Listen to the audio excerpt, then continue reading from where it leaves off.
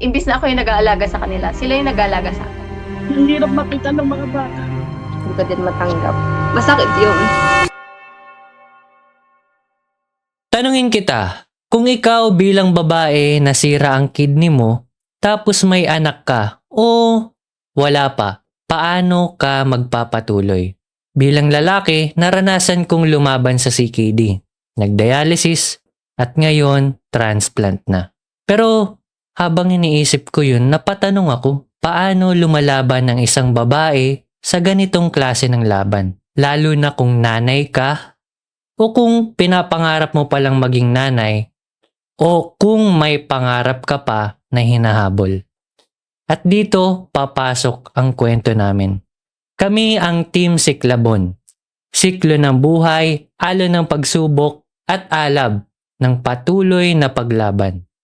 At sa episode na to, hindi ako ang bida. Sila, 4 na babae, 4 na kwento, iisang laban. Simulan natin. Ngayon, gusto ko marinig mula sa inyo, hindi bilang pasyente kundi bilang mga babae na lumalaban. May una akong katanungan sa inyo syempre.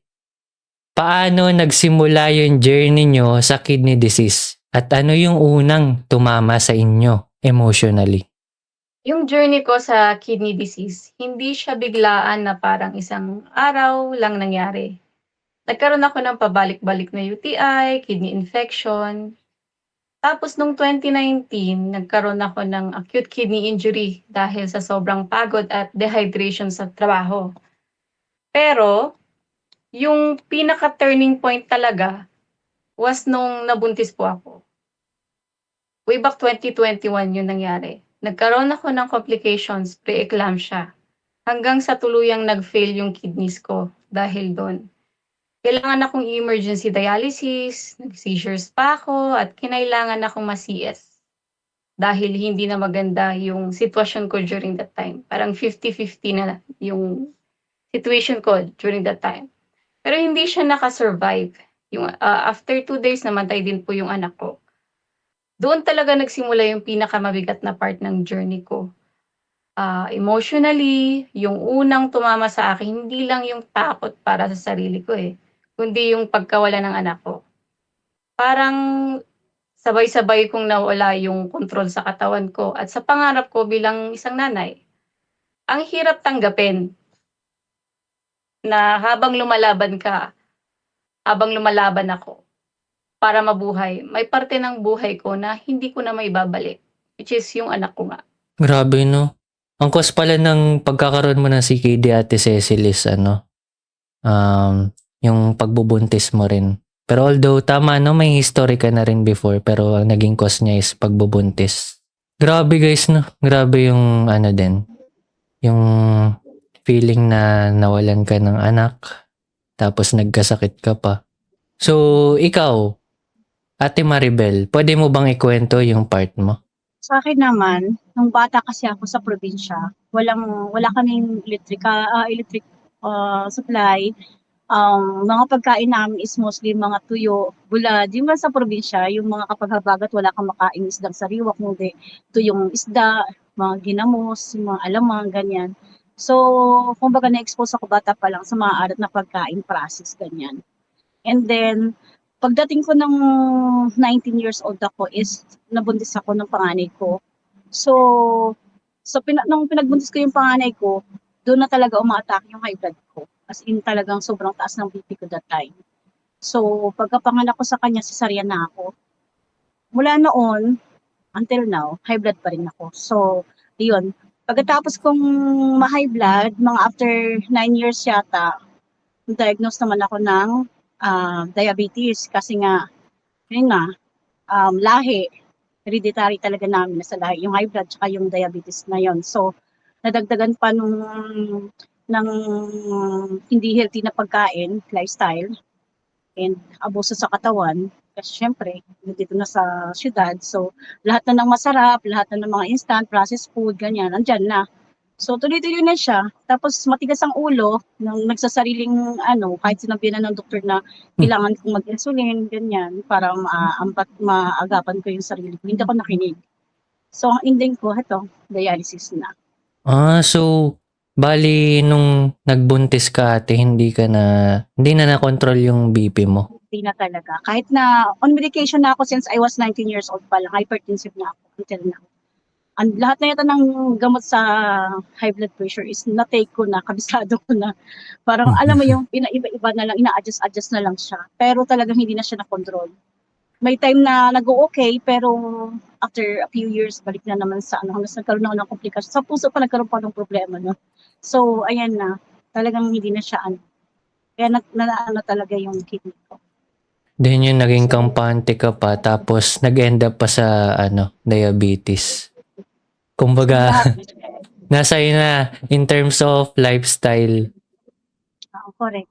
Kamusta naman yung feeling na nawalan na tama ba hindi nakasurvive yung baby mo?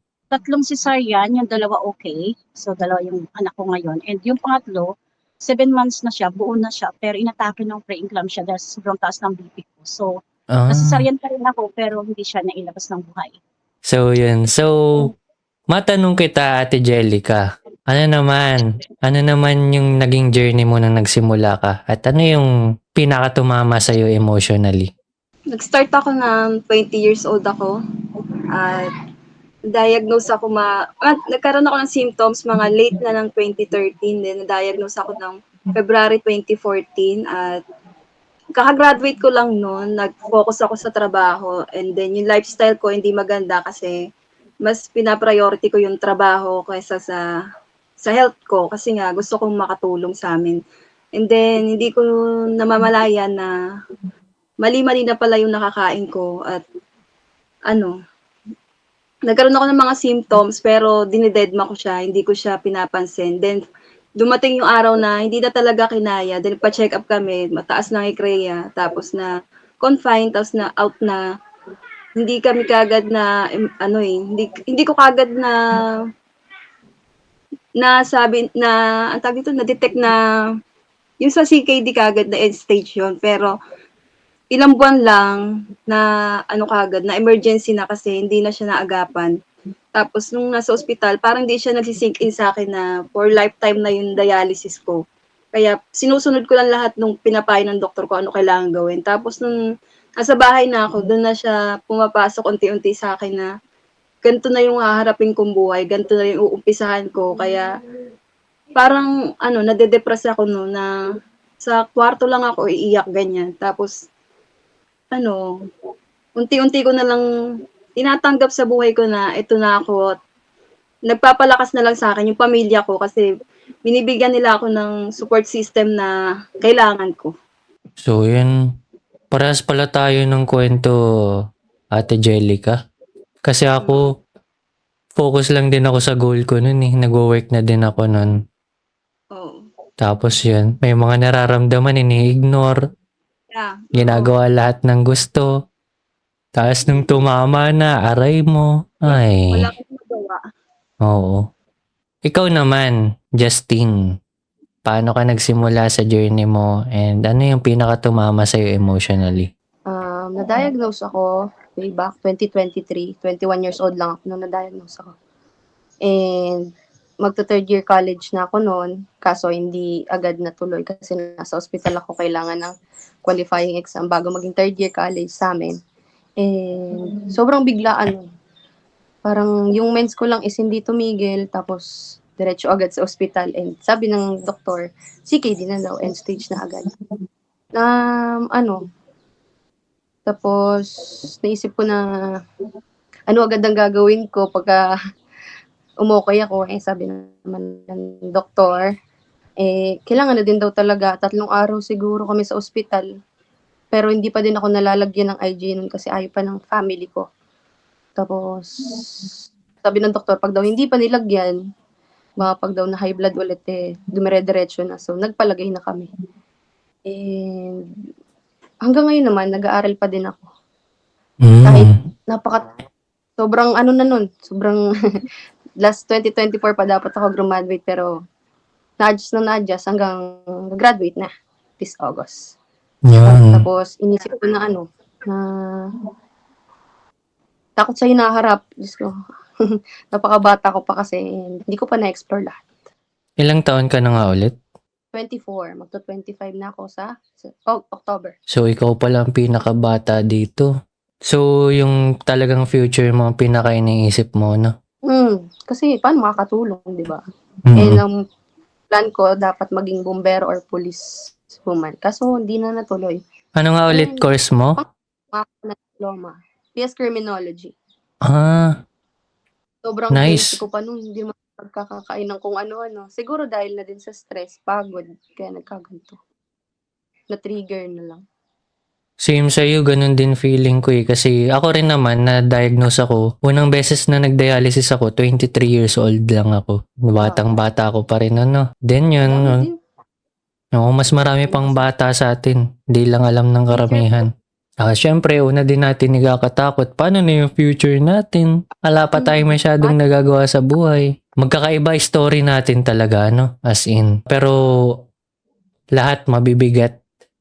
Kasi, yun nga, ibang klase kapag nagkaroon ng CKD. Iba-iba man ang simula natin, pero pare-parehong mahirap. So, may next na tanong ako sa inyo. Paano nyo nagagawang magpatuloy ng buhay kahit nasira na ang kidney nyo?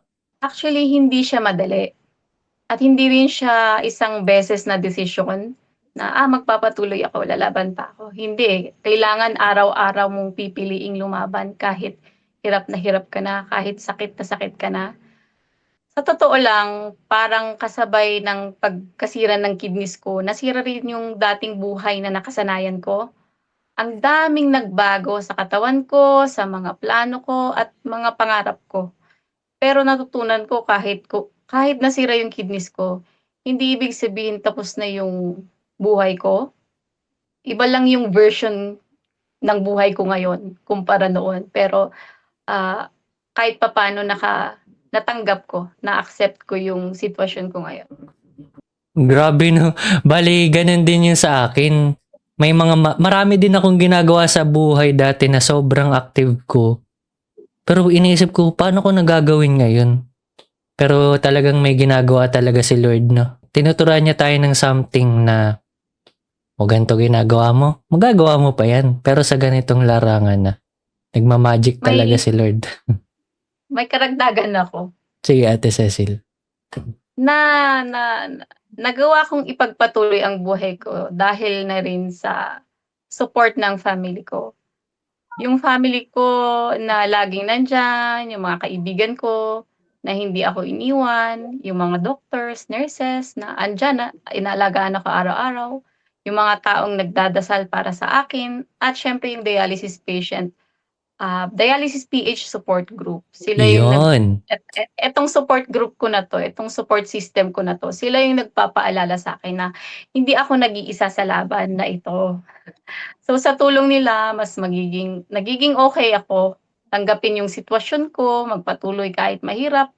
Unti-unti kong natututunan mag-adjust, alagaan yung sarili ko, at humanap ng dahilan para bumangon araw-araw. Yun po. Iba talaga. Iba ang dialysis PH. Number 1 yan. Tingnan nyo. Ang hirap talaga magsimula na mag-dialysis kung wala kang kaalaman. Pero nung na-join din ako sa dialysis PH, ay, ganito pala ang buhay ng isang dialysis patient. May nakaka-graduate pa, may provider pa sa family. And then yun, may mga advices sila at mga experiences na makakatulong din sa'yo at sinishare nila yun sa group. And lately ko lang din nalaman na ang dialysis PH group community pala ay talagang isang naging pangunahing boses para maitaguyod din, para pakinggan ang mga hinaing ng pasyente. And yun, isa sila sa dahilan, yung support group na to kung bakit libre ang dialysis ngayon. So ikaw naman, Ate Maribel, paano ka nagpapatuloy ng buhay sa ngayon? Ako nung una talaga, parang alam niyo yun, nung sinabihan ako ng doktor na magdadialysis ka, ay, okay na ako, pwede na dok, wag na, ayoko, parang gano'n. Kasi parang feeling ko dati, parang nung nasabihan ako 2022 na magdadialysis ako, parang feeling ko putang-puta na ako, okay na, graduate na yung anak ko, magagraduate na yung anak ko, yung anak kong bunso, pwede na magluto, siya na magluto ng sa Bilao Foods ko. And nung time na yun, kainitan yun ng Bilao Foods pa order ko. Kumbaga parang parang okay na ako. And kung just in case mawala man ako, yung asawa ko, pwede naman mag-asawa ulit kasi bata pa naman siya. Alam mo yung mga ganang mindset ko. So parang ayoko na, okay na. Pero kasi, yung asawa ko talaga yung nagsusumikap na ilaban ako, na as in talagang hindi niya ako binitawan. Talagang sinabihan niya ako na kahit anong mangyari, lalaban niya ako. So, no choice, laban pa rin hanggang ngayon. And one more thing, yun nga, sabi ni Mong Cesar kanina, is yung sa dialysis PH. Nagkaroon ako ng panibagong pamilya and mas nagkaroon ako ng another reason para somehow makatulong sa community. And walang madagdag sa atin, lalo ng mga bata. Ang hirap makita ng mga bata. Dadialysis kung tayo, matatanda. Pag ganun, ayoko mag-iyak eh. Pag tayo Tissue, Ate Mare. Tissue. Pag tayo kasi matatanda, mahirap para sa atin. What more yung mga bata, di ba? Kaya ang hirap talaga. Kaya gusto ko sana, wala nang madagdag sa community para kay papaano wala nang mahirapan pa.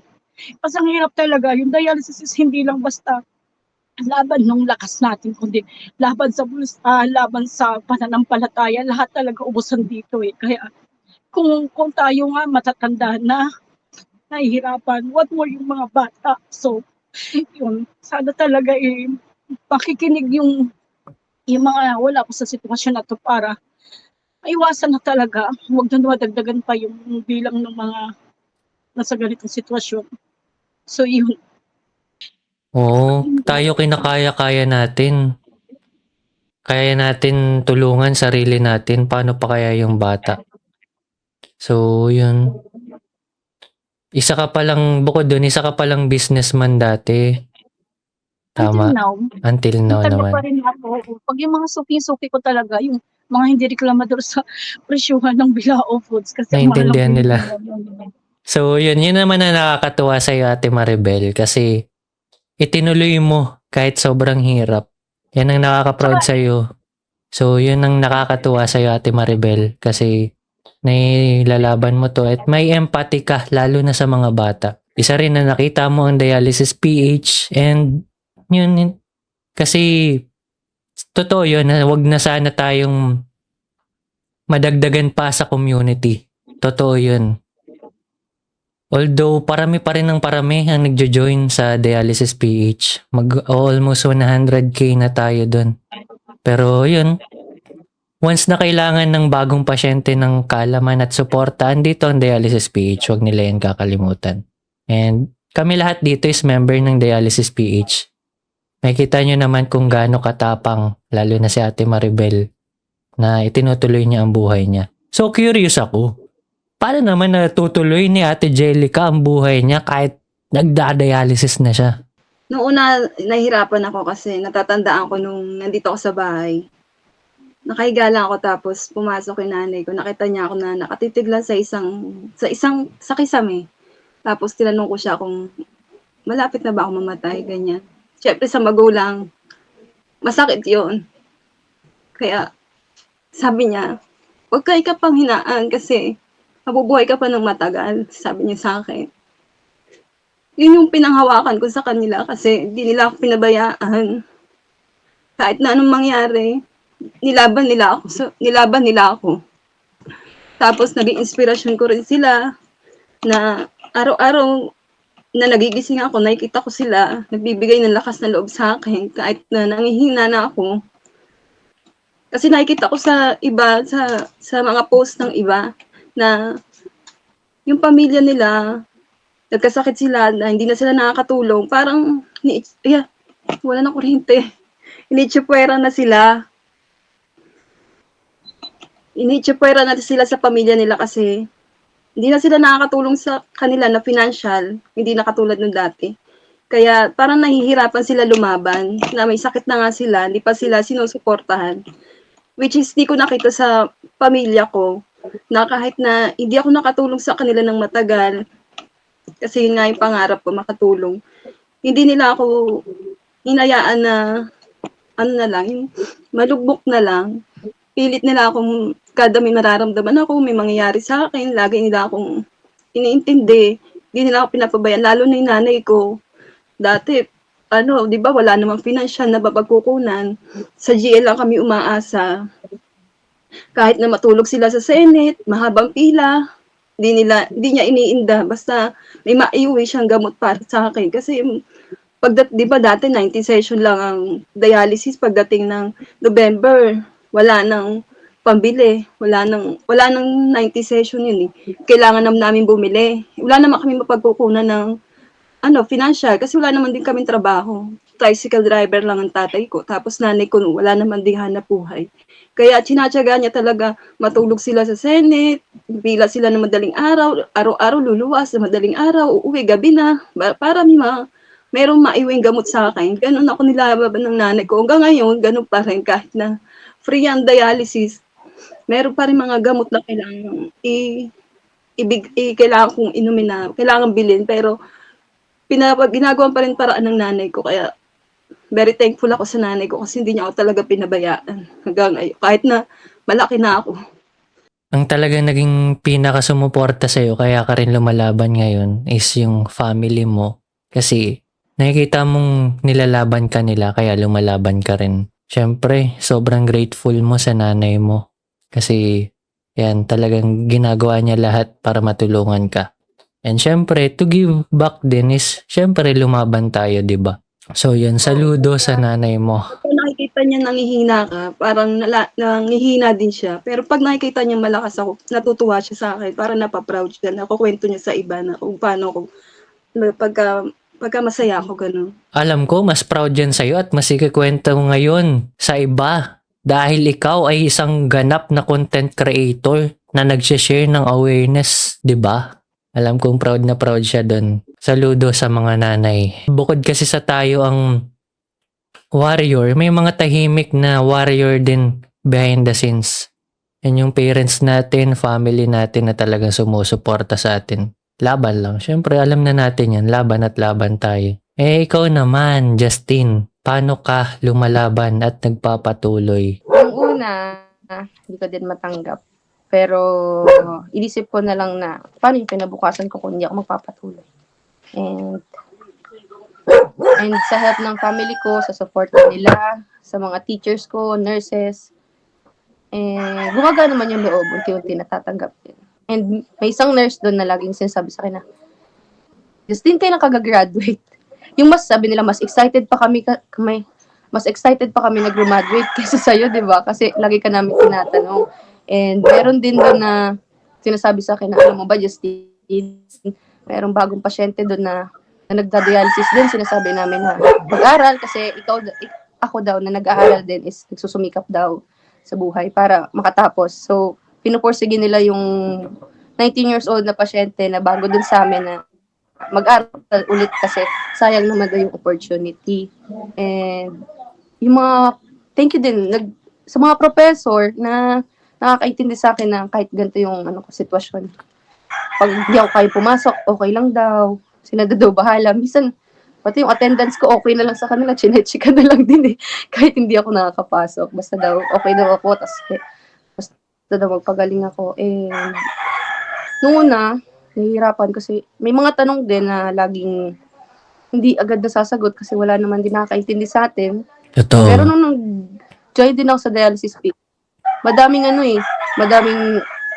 sila din pala nakakaranas ng ganon. May mga sagot sa mga tanong ko na hindi agad nasasagot ng iba. Kaya sobrang helpful din yung dialysis PH. Kasi napakadami ko pa palang katulad na bata din na dialysis, kung anong ginagawa nila sa buhay. And ako, may business din ako ngayon. Tinutuloy ko yung pagiging affiliate ko para makahelp din. And yung mga pagiging crafter ko, mga gumagawa ng bulaklak, madami din nagsusuporta sa akin na kahit hindi ganun kaganda, nag-help din. Minsan, iisa customer pero 3 yung pinapagawa, sunod-sunod. Napakalaking help din nun para sa akin.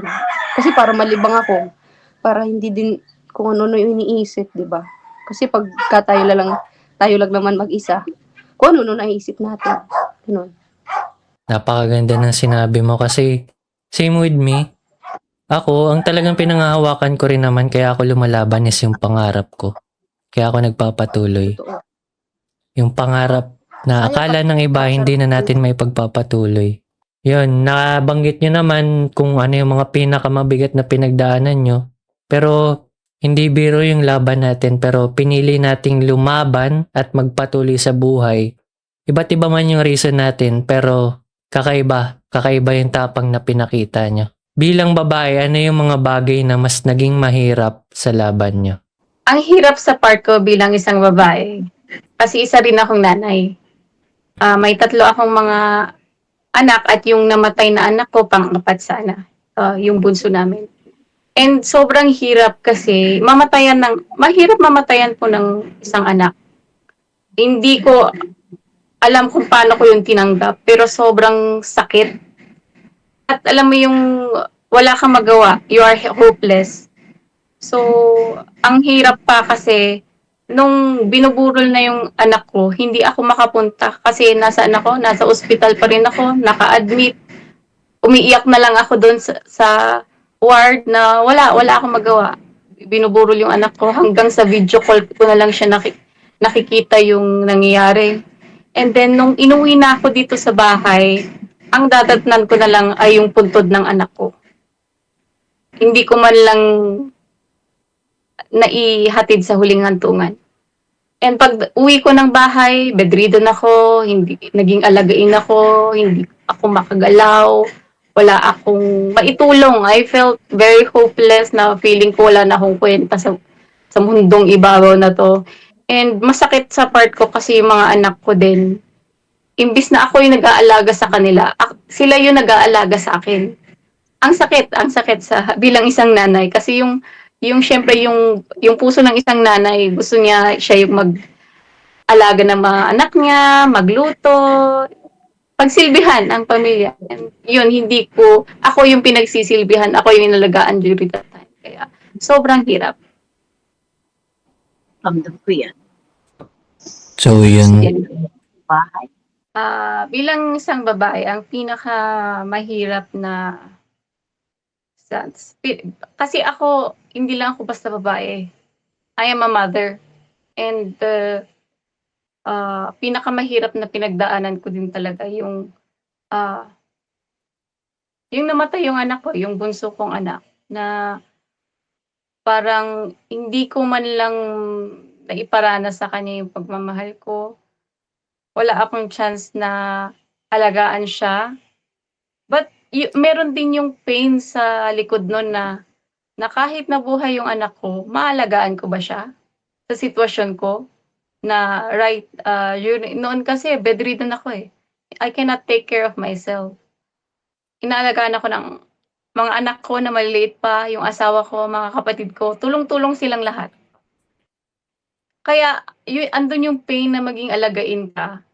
Sobrang sakit nun. Ang hirap, paano ko tatanggapin, paano ko ba bilang isang babae, parang yung mga anak ko, ang sakit-sakit sa puso ko talaga na makita ko yung anak ko, na maliit pa yung bunso namin, na ilang taon pa lang siya noon, tas papakainin niya ako, dadalhan niya ako ng tubig, sila yung magluluto sa akin, kasi yung tatay nila, yung asawa ko, nasa work, so ang may iwan na kasama ko minsan, yung mga bata, and ang sakit talaga sa puso na, imbis na ako yung nag-aalaga sa kanila, sila yung nag-aalaga sa akin. I think yun yung ano ko talaga. Sobrang hirap, ang sakit. Mahirap maging totally nanay kapag ikaw ay mahina at grabe pa yung heartbroken mo. Yung hirap sa dibdib. Kasi, yun, bilang nanay, hindi na ituloy ng anak mo maging anak. So yun guys, pasensya na po. Nagkaroon ng technical difficulties at na-disconnect si Justin. Siya po ay baka sakaling bumalik. Si Ate Maribel naman, bilang babae, ano yung mga bagay na mas naging mahirap kaya sa laban niya? Yung sa akin is, nanay ako. So, minsan may mga time na gusto mo magpakananay but hindi pwede kasi nga, ito na, sa sitwasyon na ako ng ganito. Like yung graduation ng anak ko, cum laude siya. And most of the time, kapag aakyatan sa stage or pag may mga school activity, ako talaga yun kasi nga yung daddy namin is nasa work. So, hindi ako pwede kasi nga, hindi ko na kaya. Baka mamaya imbis na maganda yung happenings yung pupuntahan ko is mangyayari baka ma-hypo or kaya ma-high blood ako dun. So, yun, mahirap. Tapos, mahirap din sa akin kasi yung bunso ko is chronic asthma yung sakit niya. So, may mga time na hindi ako okay yung pakiramdam ko and then siya inaatake ng asthma and gusto ko siyang alagaan, gusto ko siyang, nanay ka, pero hindi ka pwede kasi nga, ayun nga, masama din yung pakiramdam mo. So, yun talaga, yun yung mahirap para sa akin. And dito sa bahay, may gusto kang gawin bilang nanay, hindi ka pwedeng magkikilos, lalo na ako. Yung ugat ko kasi is may problema ako. Naglalakihan yung mga ugat ko dito. So, pag napagod, like kahit magsulat lang or maghugas lang ng plato, basta pinababasa, mainit or malamig, is ang sakit-sakit niya. So, wala lang akong ginagawa dito sa bahay. Disney princess na ako. Eh, napakahirap talaga. Minsan nakikita mo yung kalat dyan, parang gusto mong baliktarin na yung bahay mo kasi naggulo-gulo na, pero hindi ka pwedeng kumilos dahil after nun, ikaw na naman, sasakit na naman yung katawan mo, magre-react na naman yung katawan mo, and yung sa likod ko nga, yung lumbar pain ko, hindi rin ako pwedeng magkikilos gaano. So, yun talaga, struggle talaga bilang nanay. Lang itong sa labanan. So, yun. Parehas pala kayo ni Ate Cecil, no? Bilang babae o bilang pagiging nanay. So, medyo hirap kayong gampanan yung pagiging nanay nyo. And yes, bukod dun, ang ayon sa aking pagkakalam, silang dalawa lang ang may anak. And itong si Jellica and si Justin is wala pang anak. Bilang babae, ano yung mga bagay na mas naging mahirap naman para sa laban mo, Ate Jellica? Bilang babae na nagkaroon ng CKD at nahihirapan ako sa makipaglaban na ako lang mag-isa kasi meron akong dito, long-term boyfriend no na iniwanan ko basta-basta na lang ng walang closure kasi feeling ko worthless na ako ng panahon na yun. Kaya mas hinayaan ko na lang siya na iwanan, ganun. Kasi, di ba bilang babae, pagka wala ka ng, paano ba tamang word? Basta, yung feeling mo, hindi mo na siya mabibigyan ng tamang pagmamahal kasi, mas focus ka na sa sarili mo, saka feeling mo, hindi na tama na ikaw na lang yung mahalin. Parang ganun yung nasa isip ko, kaya hinayaan ko na lang siya. Saka mas inintindi ko na lang yung sarili ko, saka sa family na lang ako kumuha ng lakas ng loob para magpatuloy at harapin yung buhay. Tapos mga pagsubok na napagdadaanan para mas malagpasan ko siya. Yun, hindi ko na lang pinokus yung sarili ko sa ibang tao. Bilang babae naman, ang part naman ni Ate Jellica is yung gampanan ng pagiging girlfriend. Kumbaga, hinayaan mo na lang yung boyfriend mo na yun at iniwan mo kasi iba na rin yung pagtingin sa sarili mo. So, siguro, sa part mo, hirap kang gampanan nga yung pagiging babae dahil sa laban na kinakaharap mo na ayaw mo nang maging burden pa sa karelasyon mo. And sana, hopefully, soon, makahanap ka na. Uy, may plan ka pa ba, Tejelica? Thankful ako ngayon kasi mayroon tumanggap sa akin ngayon. Yun! Meron naman pala! Oo, may tumanggap sa akin ngayon na 1 year kami mahigit na. Yun, no? Kasama ng Christmas party, di ba? Yes. Makilala ko lang din siya sa group. Dialysis. Ano siya? Doon, parang silent member lang siya doon. Dialysis patient din? Hindi po. Nakakatuwa naman yun. Pogi, nakita ko eh. Ano lang siya, silent member lang pala. Tapos siya walang sakit. Tapos mas ginusto niyang ibigin yung may sakit. Yun na, nakaka-proud. Saludo sa iyo, pre! Sino yan? Pakalanan mo yan. Si Paulo. Yun, shoutout sa iyo, Paulo. Saludo sa iyo. Grabe ang isang Paulo. Thankful din kami ni ate, kasi hindi rin kami pinabayaan ng asawa namin. At lalo nilang pinakita yung pagmamahal sa amin, hindi kami iniwan. True. We are so blessed. Sobra. Kasi yung iba tinatalikuran eh. As in, Yung iba iniiwan. iniiwan. Madami ako nakikita sa mga post na iniwan ng asawa, Tama. ng iba. Meron din dito sa amin, iniwan yung asawa kasi dialysis. Tapos nag-asawa ng iba. Ouch. Mm. Mga kilala din ako ganun. Magiging iba-iba talaga ang kwento. And yun, iba ang nananaig sa kanila. Takot kesa sa pagmamahal. And yun, tulad ni Ate Jellica noong una, takot ang nanaig. Pero, syempre, mas nanaig Uy, yung sa akin, pagmamahal ngayon kasi mas pinili siya kahit may sakit siya. Yun, no, angas sa akin, naman nun. pinakasalan ako. Ha? Pinakasalan ako after, pinakasalan niya ako. Kala niya kasi mamamatay na ako. Joke lang. Pinakasalan niya ako nung dialysis patient na ako. 20 years mahigit na kami nagsasama. And then, ayun, pinakasalan niya ako. Hindi lang nakalakad kasi namamaga na yung paa ko. Dialysis na ako. Pinalitan pa niya yung apelyido ko. O, diba? Anong klaseng kasal kayo nun? Simbahan. Wow! Ah, Simbahan talaga, as in. So, yun, based din sa mga kwento nyo, iba't iba yung bigat kapag babae ka. Siyempre, may moment, lalo na't babae kayo at may mga bagay kayong kailangan gampanan. May mga moment na napapaisip kayo niyan, siyempre, bakit ako pa? Bakit ako pa? Hindi na lang sila.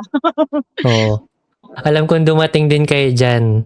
And Oo. di ba kasi ang laban ng isang babae, lalo na't kung nanay ka, o di mo pa naranasan maging nanay. Ngayon, ang tanong, since nakwento nyo na may anak kayo at wala pa, ano naman yung mga nakaapekto sa inyo ngayon? Yung pagiging may anak o wala pang anak. Paano nyo hinaharap lahat yun ng sabay-sabay? Habang tumatagal, natutunan ko na pagsabayin yung dalawang bagay. Yung lungkot ng pagkawala ng anak ko, yung lungkot na nawala na yung health ko. At the same time, yung saya na buhay pa ako at kasama ko yung mga anak ko at yung asawa ko, pamilya ko. Sa huli, yung pagiging ina ko, sa lahat ng anak ko, yung humuhubog kung paano ko hinaharap yung sakit ko. Dahil sa kanila, pinipili kong lumaban. Dahil sa kanila, pinipili kong mabuhay. And ginagamit ko yung aking platform, yung platform ko, ang tawag doon, ginagamit ko yung influence ko para, at yung story ko, ginagamit ko yung influence ko at story ko to spread awareness para magkaroon ng significance ba yung buhay ko. Kahit papaano na nabuboost ko yung sarili kong moral. Kasi kung wala akong purpose, hindi ko alam kung paano ko pagpapatuloy ang buhay ko. So I think yung pinaka reason why I push through, bakit lumalaban pa ako, is because I can see my purpose. Nakikita ko yung purpose ni Lord pa para sa akin. Naitutuloy mo yung pagiging may anak through your purpose and faith. So, yun, kinakaya mo siyang pagsabay-sabay. Tama, napakaganda ng kwento mo, Ate Cecil. Bukod dun, nagko-content ka pa. Tapos, ang pagkakaalam ko, may nagagawa ka pa para sa community. Tama ba? Yes, oo. Kasi gusto ko rin namang patunayan na ang mga dialysis patient lang, hindi lang sila pasyente. Ang buhay nila hindi lang hanggang bahay, ospital. Gusto ko makita din ng tao na, ay, pwedeng maging leader ang isang dialysis patient. Ay, pwedeng gumawa ng charity works. May magagawa pa at may buhay pa sa dialysis. Hindi siya natatapos dahil dialysis patient ka. So, ganyan gampanan ni Ate Cecil, guys. Yan, ganyan na gagampanan ni Ate Cecil, guys, yung pagiging may anak. And naharap niya yan, lalo na sabay-sabay na may support group pa siyang tinutulungan and may community works pa siyang nagagawa. And nakaka-proud yun sa part mo, Ate Cecil. Si Ate Maribel naman. Sa akin kasi very thankful ako and proud ako sa sarili ko kasi feeling ko, tamang sabihin na tingin ko, naturuan ko naman ng maayos yung mga anak ko. Like, hindi pa nga yung isa nagtatrabaho na, and then yung pangalawa is nasa college na rin naman. So, kumbaga parang hindi ako ganun ka-ano sa kanila as nanay. Kasi parang di kan ano na ng sarili nila, kaya na nila yung sarili nila. So, um, ang gusto ko lang is mag-guide pa sana sila about real life na. Yung kumbaga paano na yung totoong buhay na without yung dito sa comfort namin, yung gano'n. And somehow gusto ko pa silang makita kung paano sila mag-stable in the future, yung ganyan, na mag-guide pa sila na nandiyan ako para sa kanila. So, yun lang yung parang ano ko. Tapos yung pinaka-worry ko talaga, yung pinaka-ano ko talaga, mahirap para sa akin is yung anak ko kasi mabilis siyang ma-trigger nung asthma niya, eh. Konting ano lang, inaatake siya ng asthma niya. So, yung parang sinabihan ako ng doktor na pag in the future, manganganak siya, parang delikado para sa kanya yung ganyan. So, lifetime kasi daw yung ano niya, yung pagiging asthmatic niya. Which is totoo, kasi konting ano lang ngayon yan, talaga ina-attack siya ng asthma niya. So, doon ako nag-worry para sa kanya. Doon lang ako nahihirapan na parang ganito yung sitwasyon ko, tapos nanay ako, tapos what if one day may mangyari sa akin, and then yun nga, yung anak ko, walang mag-ano sa kanya. So, doon lang ako na ano. Pero, tuloy pa rin yung buhay kasi wala naman ako magagawa, nandito na sa sitwasyon na to eh. So, napapagsabay-sabay mo yan natin rebel yung mga bagay na yan. Sobrang dami mo rin ginagawa sa buhay ngayon. Pero, syempre, ang main na nagiging, kumbaga, ang main na nagiging work mo na lang as nanay is gabayan sila.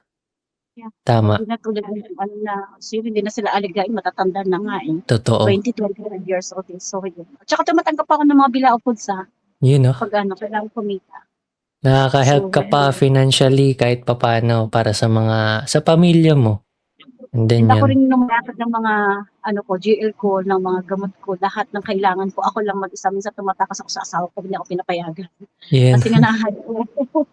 Na-high po sa labas. So, kaya na-high blood. May nangyayaring hindi okay. Out of the blue, tatawag na lang. Uy, daddy, sunduin mo ako dito. Nangingisay na ako dito. So, yun. Yun yung mahirap lang talaga. So, laban pa din. So, ikaw naman, Ate Jellica, paano nakaka-apekto na wala ka pang anak? O anong thoughts mo na wala ka pang anak? Ako, nung nagkasakit ako na ano ko na parang napaprocess ko na malabo na akong magkaanak. Kasi nga, dahil sabi nila yun dito bago pa mag-diagnose na pag daw may problema sa bato, may hirapan na magkaanak o pwede daw hindi na magkaanak.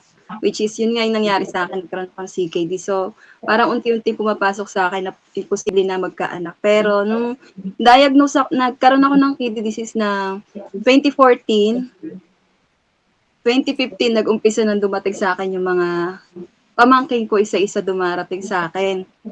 Kaya doon ako nag-focus sa kanila. Ako nag-alaga sa kanila, inalaga ko sila isa-isa. 6 sila kada. Hanggang 2020, nagkaroon ako ng pamangkin. Tinutulungan ko sila mag-alaga. Tapos yung nag-abroad yung kapatid ko, ako yung nag-alaga sa dalawa niyang anak. Doon ako nag-focus sa kanila para makatulong ako sa kanila. Tapos, tumutulong ako sa nanay ko sa hanap buhay para makatulong, di man makatulong financial, pero simpleng gawain na tulungan ko siya magtinda, yun, tinutulungan ko siya. Tapos, yung mga pamangkin ko, pag kami pasok, ako nag-aasikaso sa kanila. Yun. Doon ko inikot yung buhay ko, yung mundo ko sa mga pamangkin ko. Sila yung naging inspirasyon ko para lumaban. Yun. So, syempre dumating ka sa point na tama naman siguro ako na naisip mo na, ay, hindi na ako magkakaanak. Naisip mo yung what if may anak ako, ano kayang feeling? Lalo na yung mga bago-bagong taon ka pa lang ng dialysis. Like kung naiisip na, hindi na ako magkakapamilya, hindi na ako magkakaanak. Ano pa magagawa ko? Parang ganun. Pero, ngayon, dahil sa mga pamangkin mo, ikaw ay isang ganap na titang ina. Sorry po sa word. Na-experience ko maging nanay. Na-experience ko maging high blood sa anak. Hindi sa anak, sa pamangkin. Di ba? Kumbaga, nagagampanan mo ang pagiging nanay, hindi man bilang literal na nanay, kundi bilang tita. Pero, nagagawa mo yung mga gawain ng nanay as tita. And nakakatuwa naman sa part na yun. Kasi, yun, naranasan mo pa rin maging nanay kahit papano. naranasan mo yung ano, yung aakyat ka ng entablado dahil sa anak mo, pero hindi Yun. dahil sa anak mo, dahil sa pamangkin mo. 'Di ba? Yun. Paano nyo natutunang tanggapin yung sitwasyon nyo? Actually, hindi ko siya natanggap kaagad. Nung una, dumaan talaga din ako sa denial, galit, bakit ako, sobrang lungkot, nade-depress ako talaga. Di ako makatulog, halos mabaliw talaga ako, overthink, kakaisipin, ina-anxiety ako araw-araw, iyak ako araw-araw. Pero unti-unti ko ding natutunan kung paano tanggapin dahil wala naman akong choice kundi magpatuloy. Umabot ako sa rock bottom ko na yun eh. Wala akong choice. It's either tatalon ako ng building or pagpapatuloy ko ang buhay ko, ilalaban ko. As in, walang choice. You have no choice pag nandun ka. Tinulungan din naman ako ng faith ko, ng pamilya ko, lalo na yung asawa ko, at ng mga taong sumuporta sa akin para magpatuloy, para matanggap ko yung sitwasyon ko. Kasi during those time, ang daming nagpapaabot ng tulong, ang daming nagpapaabot ng prayers, messages to me. Yung mga bagay na yun talagang nakakapagpalakas din sa akin, nakakapagpalubag loob, ganun. Hanggang sa dumating sa point na hindi ko na tinatanong kung bakit ako, kundi ang tinatanong ko na lang sa sarili ko, paano ko kaya lalabanan ito araw-araw? Yun. So, bukod sa hindi mo tanggap noon and nagkaroon ka ng thought na wala tayong choice. Kailangan natin tong gawin. It's either tapusin natin o gawin natin. And for sure naman ayaw nating may maiwan agad. Yes. Tapos, yun, nagkaroon ka rin ng malakas na support system which is yung pamilya mo at iba ring tao. Gumagaan yung loob mo, mas pinipili mong lumaban, and lalo na yung faith mo. Mas naniwala Yeah, ka. Ako, sa sarili ko, Ate Cecil, pansin ko, mas napalapit ako sa nasa taas simula nung nagkasakit ako. As in, grabe. Mas kumapit ako. 'Di ba? Share ko lang.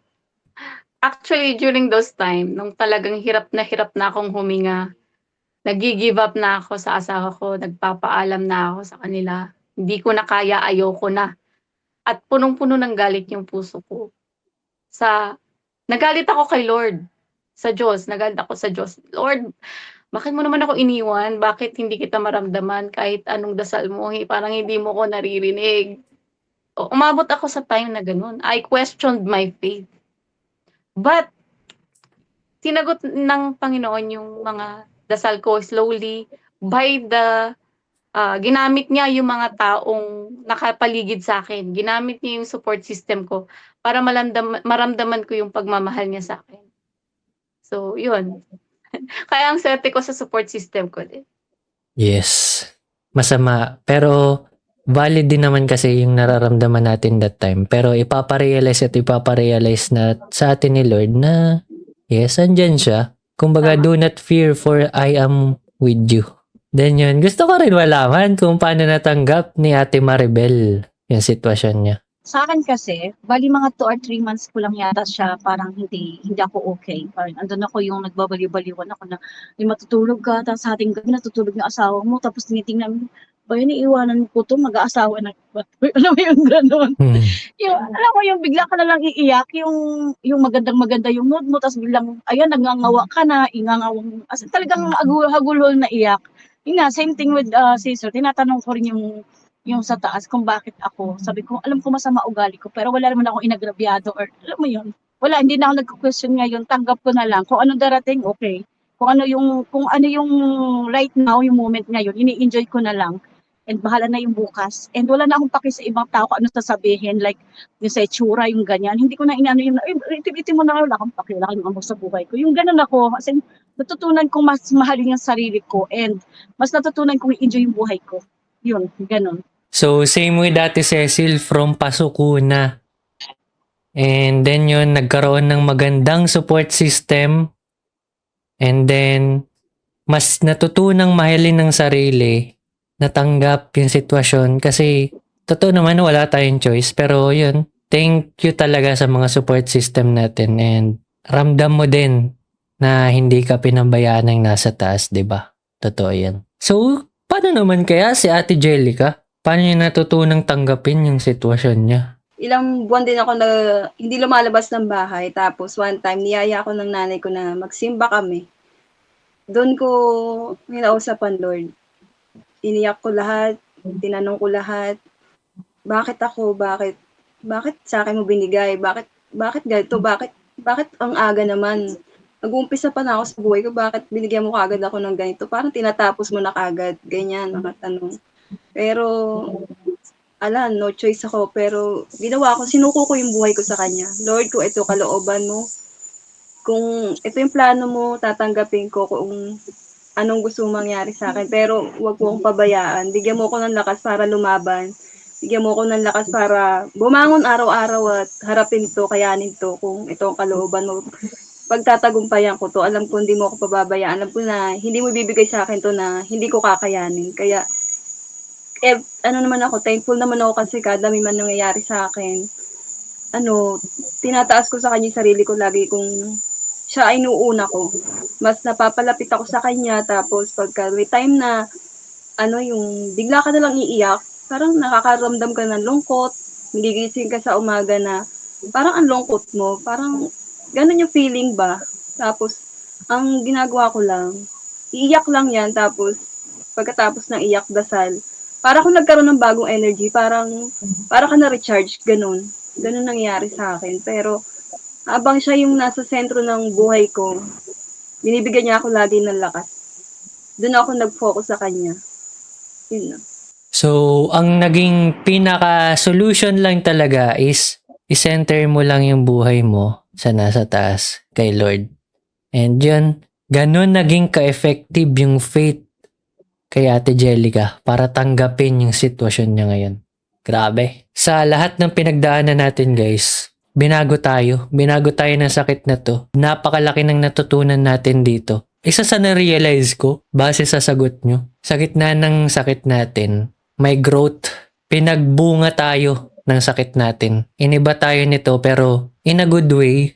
Hindi man physically kasi kahit papano may sa atin, may something.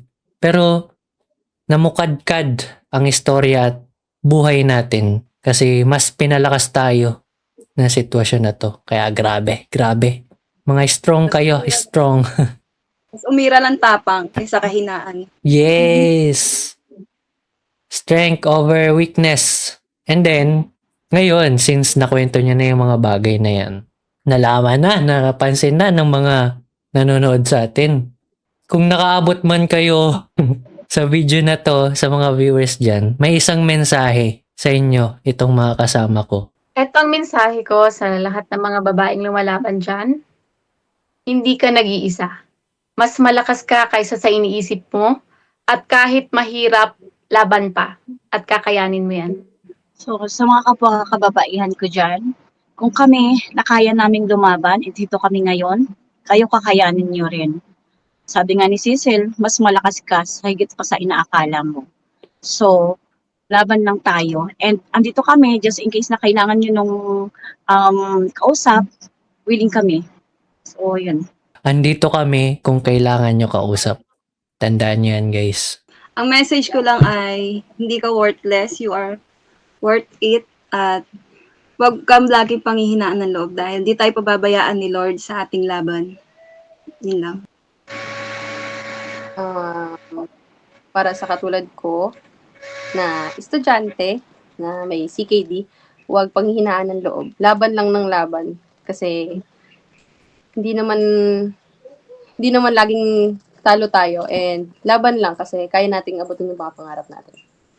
Narinig nyo naman ang kwento namin. Sana marami makarinig na to. Lalo na mga kababaihan. So, bago tayo magtapos guys, gusto ko rin bigyan kayo ng pagkakataon. Ate Cecil, Ate Maribel, Ate Jellica, and Justin. Kung saan kayo pwedeng i-follow. Kung gusto nilang mas makilala pa kayo sa journey nyo. Hello everyone, I am Cecil Bayanes, 5 years dialysis patient from Baguio City. Meron po akong TikTok account Cecil Bayanes, and I also have a Facebook account which is Cecil Bayanes. So, laban pa mga ka-CKD warriors, follow me po. And kung gusto nyong matuto tungkol sa chronic kidney disease, malaman kung ano ang dialysis, follow us sa Facebook and TikTok. Ako naman si Maribel Lumibaw, almost 4 years on dialysis, and mapapanood niyo po ako sa TikTok.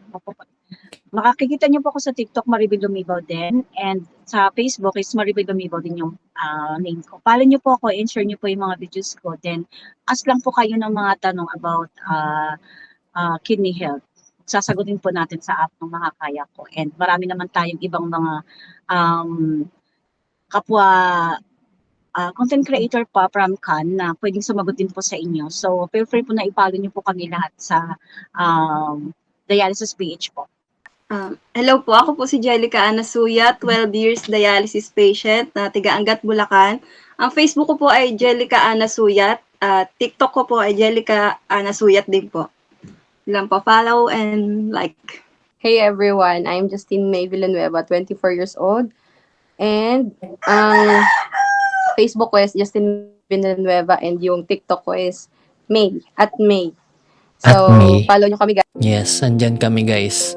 Maisingit ko lang, kami po kasi is under ng programa or project ng Dialysis PH na kung tawagin is Kidney Health Advocates Network. Kami ay binibuild ng Dialysis PH para maging isang well-informed na content creator para mag-share ng awareness. Yung mga sinasabi po namin sa social media is hindi basta-basta. May mga nagtuturo po sa aming content creator coaches and syempre may mga doktor na nagtuturo sa amin. Shoutout kay Doc Carlo Trinidad, isang nephrologist doctor. Minimake sure nila na laging tama ang sasabihin namin sa social media. Follow nyo pag may nakita kayong #ProjectCan. Yan po ang mga socials namin. Guys, follow nyo sila. Huwag nyo akong kakalimutan, Kyle Terence Sabanto lang naman ang pangalan ko. Nasa Facebook and TikTok din ako. Sa mga nakaabot sa part na to, sa mga narinig natin ngayon, hindi lang ito 4 na kwento. Ito ay siklo ng buhay, alon ng pagsubok, at alab ng patuloy na paglaban. Kami ang Team Siklabon. At sa 4 na babaeng kasama ko ngayon, hindi ko kayo nakikita bilang pasyente, kundi bilang mga mandirigma. Kung ikaw na nanonood o nakikinig ngayon, hindi mo kailangan maging malakas agad. Ang importante, hindi ka tumitigil. Dahil kahit sira ang kidney mo, hindi ibig sabihin sira na ang buhay mo. Maraming salamat sa pakikinig. Bye-bye!